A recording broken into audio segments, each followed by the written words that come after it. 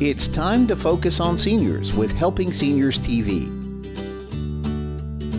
The television show designed to make you aware of senior issues and needs, as well as to acquaint you with the resources available to help you age in place and with dignity. Now, here's your host, Joe Steckler. I'm Joe Steckler, and welcome to Helping Seniors, the television arm of Helping Seniors of Brevard County. Our show is designed to provide you with information on how to develop your own aging and care plans. Our topic today is making seniors aware of care options. Joining me is John Frederiksen, publisher of Senior Scene magazine, and Kerry Fink, media director of Helping Seniors of Brevard. You know, I think it's extremely important for you, our viewers, to understand the importance of what Kerry and John and I will talk about today. We're going to talk about the ways we try to make seniors aware of the many care options that we already have in Brevard County. Many of them are free. Many of them are available, especially to seniors. But if people don't know about them, what good are they, Kerry? What good are they, John? They're not very good, are they? No, and I've gotten my share of phone calls from the residents in Brevard County asking where they can get the help, whether it's help with an attorney or residence or hospice, and they just don't know where to turn. Wait a minute, are you saying that Senior Scene magazine, you get calls from people? And then, yes. What do? Turn them over to Kay? I certainly do. Folks, for you to understand, Kay Kaiser is our information specialist at Helping Seniors, and you can reach her to doing what the information what John is talking about by calling 473-7770. 473-7770. It's a good number to put in your book.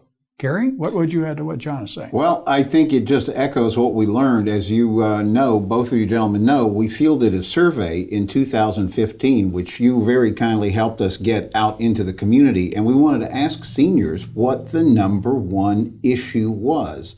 And we found out over and abundantly that the number one request that seniors had for all the needs that they could identify, the number one was typically, surprisingly maybe even, was information. Mm-hmm. It's not that maybe things aren't out there that people can advantage themselves of, but you know the old saying, for the lack of knowledge, people perish. And that's why it's so important that we have the information hotline. It's a place for people to get connected to that information. Well, let's talk for a minute about John's magazine, Senior Scene magazine. Before we started taping the show today, you showed me a column in there by the Secretary of Elder Affairs by the state of Florida. How do you get that? Why do you get that? What do you think is so important about that column from the Department of Elder Affairs for your magazine? Right. Several years back, we were introduced to the periodical that the office in Tallahassee puts out, a monthly newspaper. And through that realization, we wanted to bring to Brevard County the information that the secretary puts out every month, the topic of their choice, and bring it to our seniors here. I wonder how many of our seniors are aware of the resources in Tallahassee and what they can do for them here. So we felt the need to put that information in our magazine monthly. You know, what John is talking about, folks, the Department of Elder Affairs for the Secretary for the state of Florida gets millions of federal care dollars, Medicaid dollars, general revenue dollars that are directed to nonprofit organizations throughout the state of Florida, here in Brevard County. And those dollars are to be used to help seniors. And that's why it's so important that, we made a statement 2 years ago that Florida was an elder-friendly state. Mm-hmm. And I think it was roughly 8 or 9 years ago that the Brevard County Commissioners, Board of Commissioners, issued a proclamation stating that Brevard County is an elder-friendly community. But so many times I've questioned, what do we mean by an elder-friendly community? I mean, at first they came out and said, well, We want wide sidewalks, and we want street lights so seniors can walk at night. At my age, I don't want to go out and walk on a sidewalk at 10 o'clock at night. I don't want to fall and break my neck. To me, being an elder-friendly community means, what are the resources? What are the attitudes of the people? And I'm talking too much, but I got to say this. If we say that Florida is an elder-friendly state and Brevard County is an elder-friendly community, and we invite people to come here and live with us, we know that they're going to bring problems with them. Older people bring aging problems. And I'm much more aware of that now that I'm a very senior citizen. So I know the problems. I know that we need better systems in place, especially what you two are talking about, awareness. Mm-hmm. Kerry, what would you? Well, it's interesting because when we did this survey and we started to look at the kind of results that people were telling us that they had issues with, a lot of times the services existed. I mean, everything from transportation to housing, they need information on accessing health. Sometimes it's a question about Medicare. And think about how successful that Helping Seniors of Brevard has been through the information hotline of really just being that connector, saying, are you aware of what the Veterans Administration could provide in terms of things like aid and attendance? Are you aware of the transportation options that could get you to a doctor? These are very real problems, and what Helping Seniors is able to do is to close that gap and make sure people know that services are available, or perhaps even uncover a need that, hey, this is something that we do need to work together as a community and address.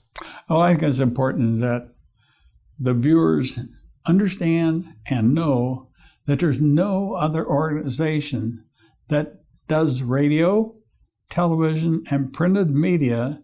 And right now we're in Senior Scene Magazine, Hometown News, Ebony Magazine, Ebony News Today, Aldea, the Spanish paper, and Spotlight Magazine. It's important. And we came to you a number of months ago and talked to you about a newsletter. And what was your initial response, John, or what were your initial thoughts when you had an organization that helps seniors, came to you as Senior Scene Magazine and said, how about putting a newsletter in your magazine? What did you think about that request? Well, it's about time. It's a perfect venue, a perfect way to get out to the people in Brevard County.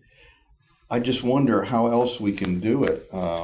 We distribute this free, so people don't have to pay to pick up the newsletter that you guys put out with all the information. There's a lot of trusted resources in there that the seniors can turn to, and it was a great idea, and I'm glad I can help providing it. Well, so jump on. If people see this and they go to the center section, they can rip this. The yellow page, they can rip the yellow page binder right out of it. It's a newsletter. And in this one, they had a message from me talking about some things. There was a column in there about the importance of bad breath by Dr. Sheldon, dentist. There was a column about, for the elderly, how to protect themselves. There was a column about senior modification and handyman services. About the living will. Bill Johnson did a lot on living will. It was a VITAS, and one from the VA, another about financial advisors. And it had a list of network providers, people, and that's something we're working on. And that's a perfect time. Kerry, maybe you could tell our viewers about what are we talking about, a provider network? What do we mean by that? Well, it's an important part of it, because I always use the argument that aging is on-the-job training. None of us have any experience with it until we find ourselves in the middle of it. Well, you've been leading the way for many years, Joe.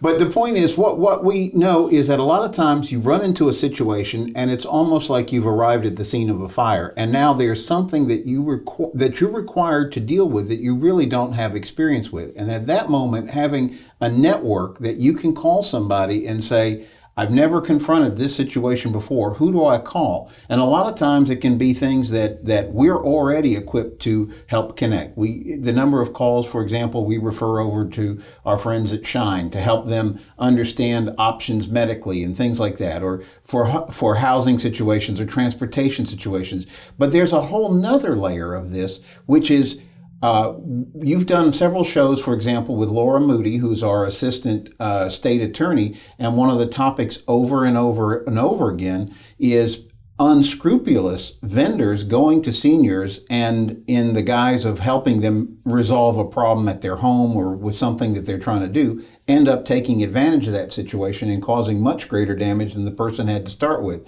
So the goal of the Helping Seniors Provider Network is simply to create a group of concerned businesses and organizations here in Brevard County that pledge ethically to treat our seniors with the respect that they deserve, in the same way as the golden rule, do unto others as you would have them do unto you. And that's what we're compiling as we move forward this year, the Helping Seniors Providers Network. And it can encompass everything from auto dealers to auto mechanics, from people that you might invite into your home. I have a problem with my air conditioning. They told me my roof is leaking. Whatever my foundation has a problem, who do I call that I can trust that's not going to rip me off? And we want to be sort of at the forefront of putting together that Helping Seniors Provider Network.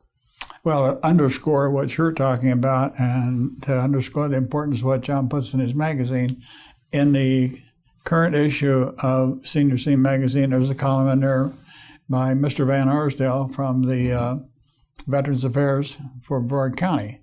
They come under the Brevard County Housing and Human Services. I think they help pay for it.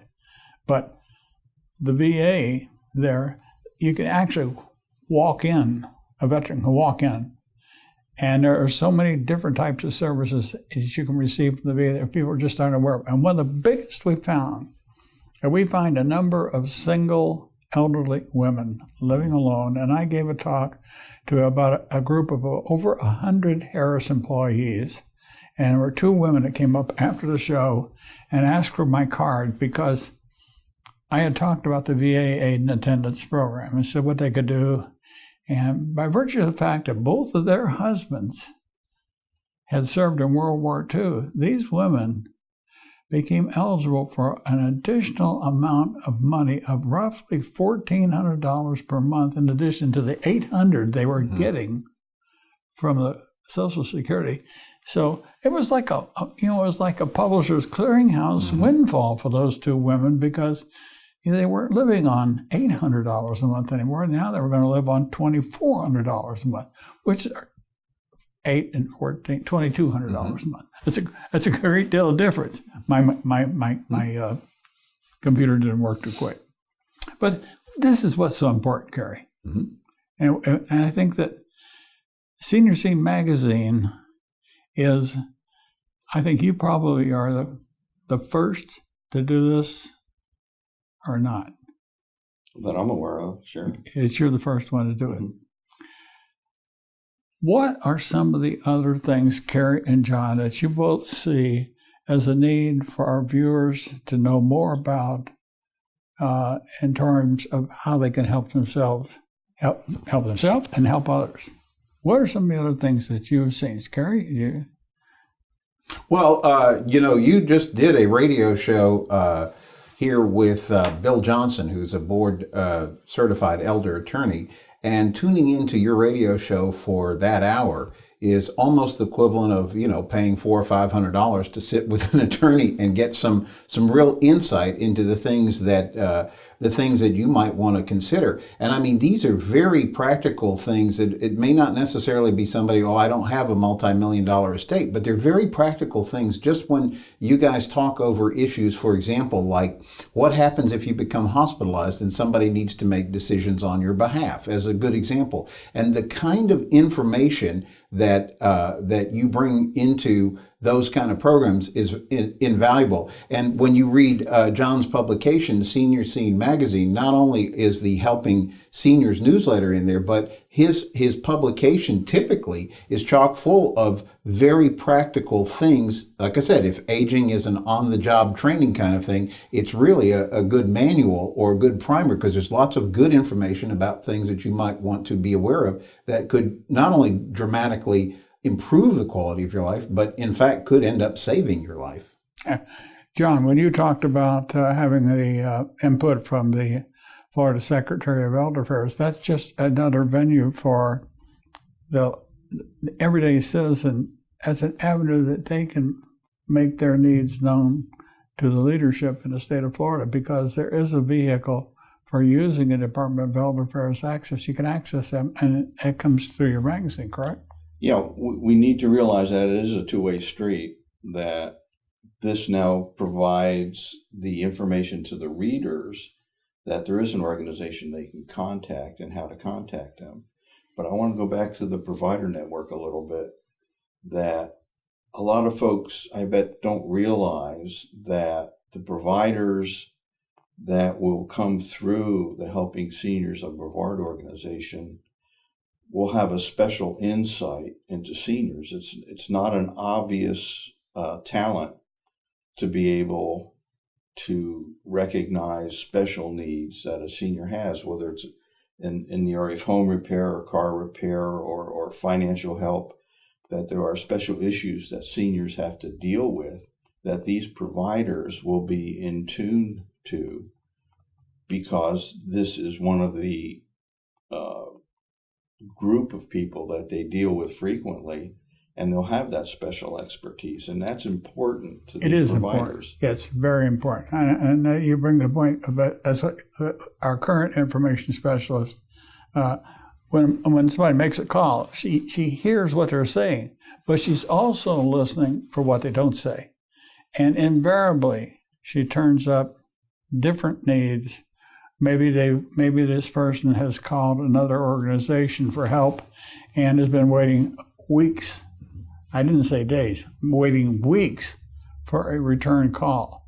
Or a person realizing and knowing that there are care dollars available or should be available for citizens that qualify, especially people, most people don't realize that we have a little thing called an activity of daily living. As we get older, we need help sometimes in dressing, sometimes in cooking, cleaning our house, transportation. We can't get to the doctor. I can name things. There are dozens of activities of daily living. It only takes 2, 3, or 4 of those to qualify people for assistance. Now, if somebody's a multimillionaire, you're not going to qualify for this kind of help.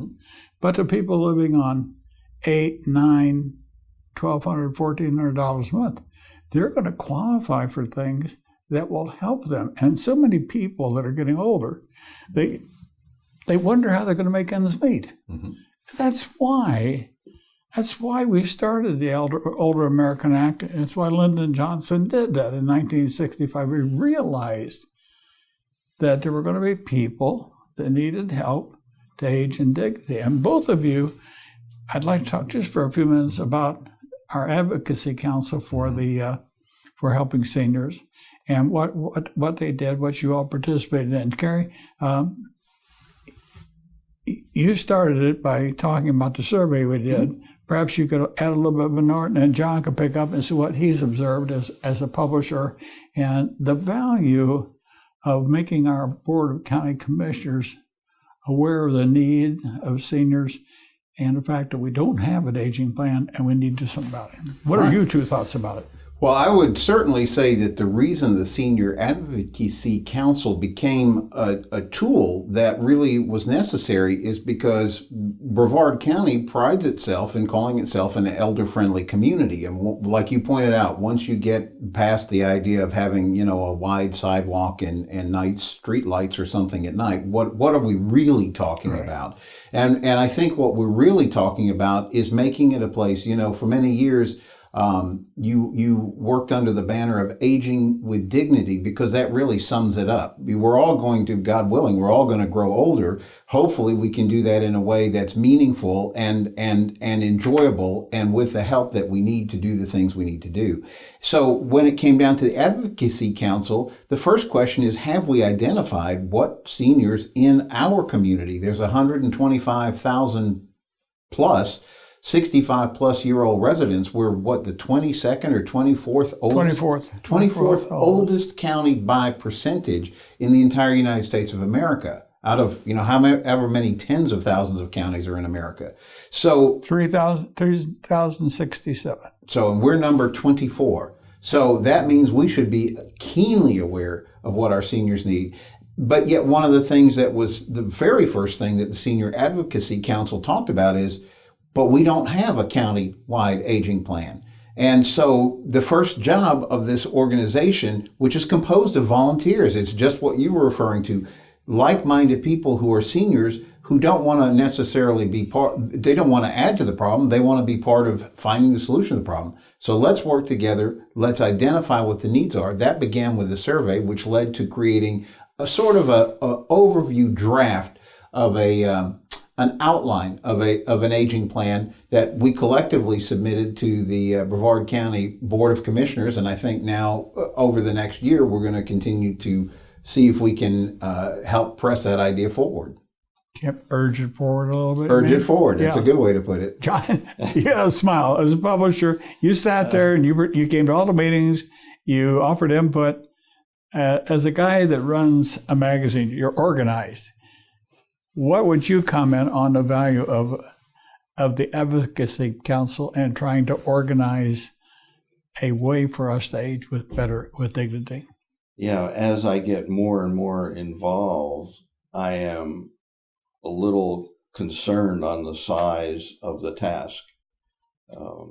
There are a lot of issues out there that the seniors are dealing with. The survey showed that. Mm-hmm. And to get your arms around it is somewhat of a daunting task. And the people in the organization, the council, that have had experience dealing with such things or personal experiences that lend ideas for solutions, whether it's an individual solution or whether it's a solution for the overall approach, all that has been so valuable in getting a handle on this. But yeah, the whole task at hand is a bit overwhelming for me to take in. And I guess I see it as, wow, how do you organize that? And the aging plan, as it's put together so far, really seems to address the issues in total and then individually that could give a great aid to the county in how to approach this. It's something that doesn't show up obviously to the residents of the county as well. That road was fixed, everybody sees that and they're all happy. And this is kind of almost a hidden population that when you help them, you don't necessarily hear about it. Mm-hmm. Yeah. And the recognition for the government might not be there. And how do we do that? I served as the chairman of the Commission on Aging for 3 years. And I kept advocating for a plan. And I kept being met with the issue of, well, we don't have the money. I said, you'll never have the money until you have a plan. Mm-hmm.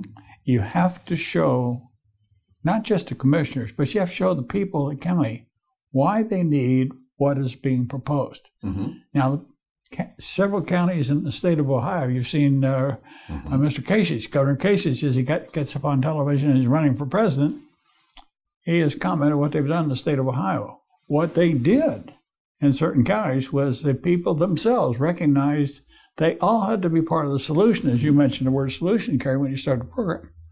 And what they've done is they said, for every $100,000 of property value, we are going to contribute $29 for every $100,000, and that's going to go into an elder fund to help fund these issues. Mm-hmm.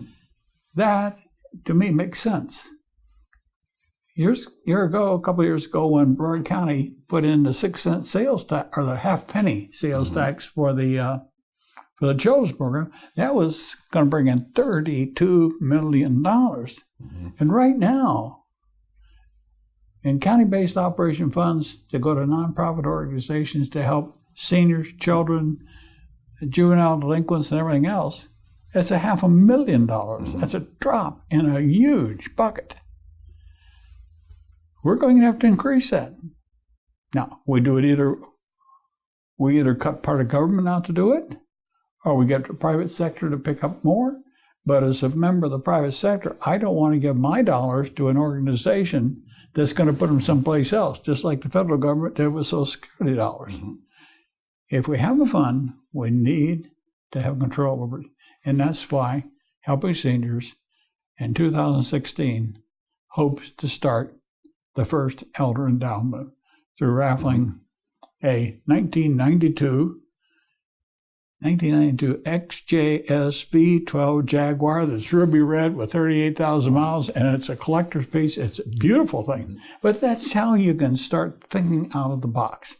And that's why it's so important. We're almost out of time, Kerry. John, your final comments, Kerry. Well, I just wanted to kind of close with this thought that, a written aging plan, in our survey, 63% said that was very important. And another 24% argued it was somewhat important. So when you add that up, you're getting pretty close to about 90% of the people who say you need this plan. And the basic premise is, if you don't have a plan, how do you know where you're going, and how do you know when you get there? So I think that it's incumbent to get people involved with Helping Seniors. If you have a desire to get involved in the Advocacy Council, join us, because we've got to get this plan together. Okay. John, you got 20 seconds. Let's find some ways to get the information out to people. Let's try to think of new ways, unconventional ways to get information out to our seniors in the county. And that's what we're going to do with Helping Seniors through our radio, television, and printed media. And you stay with us, we'll stay with you. John, Kerry, I want to thank both of you for being with us today, because I think this is something that's really important for people to know. I'm Joe Steckler. Thank you for joining our program today. I'd like to remind you that our senior information line is available to you at 321-473-7770. There you can get help and direction that could be helpful for your specific situation or circumstances. The work of Helping Seniors is very important, but we can't do it alone. That is why our sponsors here in Brevard County are so important. I'd like to thank our many area sponsors, businesses, and medical providers who support the mission of Helping Seniors that help us carry the cost of our media efforts. If you'd like to join us either as a business partner or simply donate as an individual, we would welcome your call at 321-473-7770. You are always welcome to visit our website at www.helpingseniorsofbrevard.org. Thanks so much for your help. It does make a difference.